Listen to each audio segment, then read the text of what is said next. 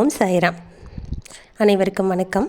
அதாவது எந்த பெண்ணிடம் மகாலட்சுமி குடியிருப்பாள் அப்படிங்கிறத நம்ம இந்த பதிவில் பார்க்க போகிறோம். பெண்கள் அப்படிங்கிறவங்களே மகாலட்சுமியோட அம்சம்தான். அப்படிப்பட்ட பெண்கள் எப்படி இருந்தால் மகாலட்சுமியை விரும்பி அங்கே வாசம் செய்வாங்க, எந்த பெண் மகாலட்சுமி குடியிருக்கக்கூடிய ஒரு கோவிலாகவே இருப்பா அப்படிங்கிறது தான் இந்த பதிவில் நம்ம பார்க்க போகிறோம்.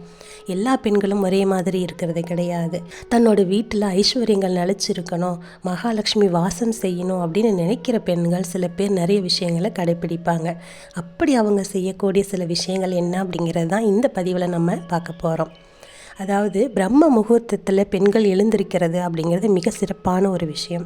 அந்த நேரத்தில் எந்த ஒரு பெண் எழுந்து குளித்து விளக்கு ஏற்றி வழிபடுறாங்களோ அந்த வீட்டில் மகாலட்சுமி ரொம்ப விரும்பி உட்காருவாங்க. அந்த வீட்டில் செல்வம் அப்படிங்கிறதுக்கு என்றைக்குமே குறையே இருக்காது. பிரம்ம முகூர்த்தம் அப்படிங்கிறது மிக சிறப்பான ஒரு நேரம். அந்த நேரத்தில் எழுந்திருக்கக்கூடிய பெண்கள் இருக்கிற வீட்டில் மகாலட்சுமியினுடைய ஆசீர்வாதம் எப்பவுமே பரிபூரணமாக இருக்கும். அடுத்தது வீட்டு வாசலில் வீட்டுக்கு முன்னாடி கோலம் போடுகின்ற வழக்கம் கட்டாயம் இருக்கணும். அந்த நேரத்தில் வாசல் தெளித்து கோலம் மாவு, அதாவது பச்சரிசியால் செய்யப்பட்ட கோல மாவால் கோலம் போடும்போது அந்த வீட்டில் மகாலட்சுமி நிச்சயமாக வாசம் செய்வாங்க. அந்த பெண்ணை விரும்பி மகாலட்சுமி கண்டிப்பாக சேருவாங்க. அடுத்தது மகாலட்சுமி வாசம் செய்யக்கூடிய இன்னொரு இடம் அப்படின்னு பார்த்தீங்கன்னா சமையலறை. சமையலறை அப்படிங்கிறது ஒரு கோவில் மாதிரியான ஒரு இடம்தான். அந்த இடத்துல இருக்கக்கூடிய சமையலுக்கு பயன்படுத்தக்கூடிய உப்பு, அரிசி, பருப்பு, எண்ணெய் இது போன்ற விஷயங்கள் எல்லாம் மகாலட்சுமி இருக்காங்க.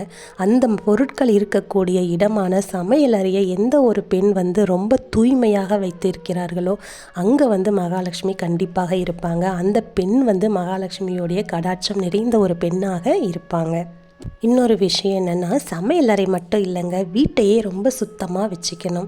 எப்போவுமே எந்த ஒரு இடத்துலையுமே குப்பையை கூட்டி இப்படி ஒதுக்கி வைக்காமல் அதற்குரிய இடத்துல அந்த குப்பையை கொண்டு போய் போடுறது, வீட்டில் எப்போவுமே ஒரு தூசி இல்லாமல், வீட்டில் எப்போதுமே ஒட்டடை இல்லாமல், குப்பை இல்லாமல் பார்த்துக்கிறது, இது எல்லாமே ஒரு மகாலட்சுமிக்கு விருப்பமான ஒரு விஷயம். அடுத்து நம்மளோட வீட்டுக்கு யாராவது வந்தாங்க அப்படின்னா அந்த பெண்களை உட்கார வச்சு அவங்களுக்கு மரியாதை கொடுக்கறது, அவங்களுக்கு குங்குமம் கொடுத்து வழி அனுப்புறது, இந்த மாதிரி விஷயங்களை செய்கிற பெண்கிட்ட மகாலட்சுமி எப்போதுமே நிறைஞ்சிருப்பாங்க. அடுத்து எந்த ஒரு பெண் பௌர்ணமியை வழிபாடு செய்கிறாங்களோ அவங்களுக்கு கண்டிப்பாக மகாலட்சுமியோட ஆசீர்வாதம் பரிபூரணமாக இருக்கும். அடுத்து வெள்ளிக்கிழமையில் பூஜை பண்ணுறது, மகாலட்சுமியை கும்பிடுறது, அவங்களுக்கு ஆராதனை பண்ணுறது, அடுத்து குலதெய்வ வழிபாடை செய்கிறது, இந்த மாதிரியான பெண்கள் கிட்ட மகாலட்சுமியோடைய அந்த ஆசீர்வாதம் நிறையவே இருக்கும். குலதெய்வம் அப்படிங்கிறது குல விருத்திக்காக செய்யக்கூடிய ஒரு விஷயம். அதை எந்த ஒரு பெண் நிறைவாக செய்கிறாங்களோ அவங்களுக்கு குலதெய்வ கடாட்சமும் கிடைக்கும், மகாலட்சுமியோட கடாட்சமும் கிடைக்கும்.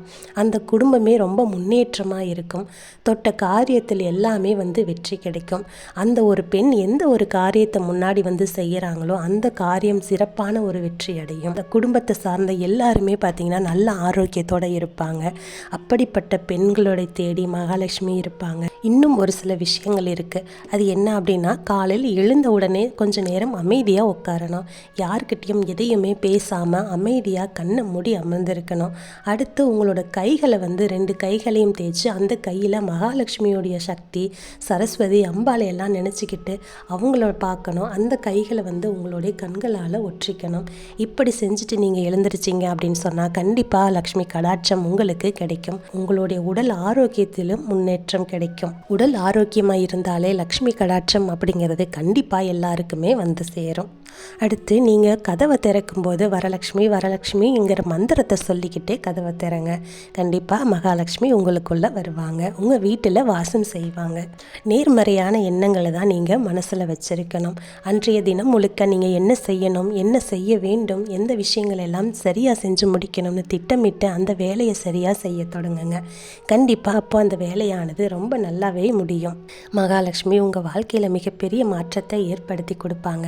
வெள்ளிக்கிழமை செவ்வாய்க்கிழமைகளில் நீங்கள் நல்லது விஷயங்களை செய்யுங்க, பூஜை புனஸ்காரங்களை செய்யுங்க, ஒரு விளக்கேற்றி வழிபாடு பண்ணுங்கள்.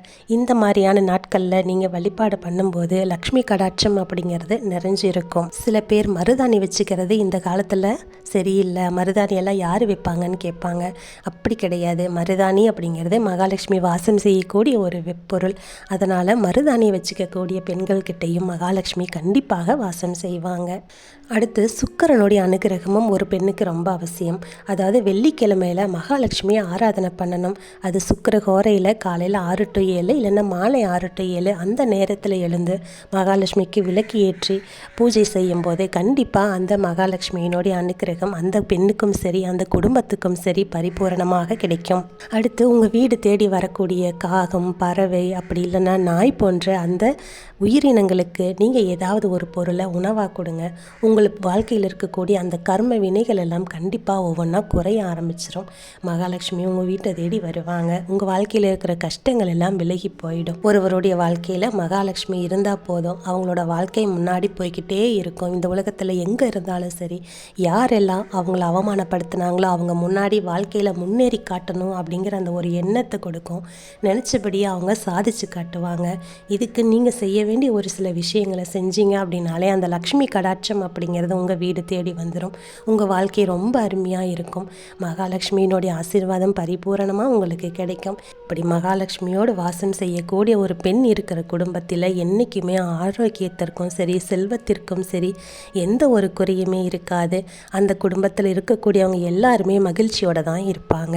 இதே மாதிரி நீங்களும் உங்களுடைய வாழ்க்கையில் எப்போவும் வீட்டையும் சரி மனசையும் சரி உங்களுடைய சமையலறையும் சரி சுத்தமாக வச்சுக்கோங்க. மகாலட்சுமி உங்களையும் தேடி வருவாங்க. உங்கள் வாழ்க்கையில் பல நல்லதை செய்வாங்க. இந்த விஷயங்கள் எல்லாம் உங்களுக்கு ரொம்ப பிடிச்சிருக்குன்னு நினைக்கிறேன்.